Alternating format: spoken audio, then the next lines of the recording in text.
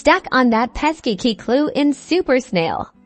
Let's crack the code and unlock new areas in this super quick guide. First, identify the clue. It usually involves a riddle or set of cryptic images related to the locked area. Read carefully.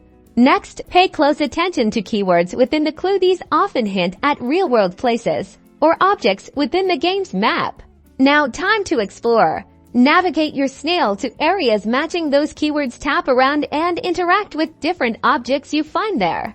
Look for hidden items. Sometimes you need to trigger an event or find a specific object hidden in plain sight within that location. If you find an item that seems relevant, check its description. It might provide another piece of the puzzle or instructions on how to use it. Finally, return to the locked area and try using the item. If the clue was solved correctly, you'll unlock the pathway. Keep exploring and good luck!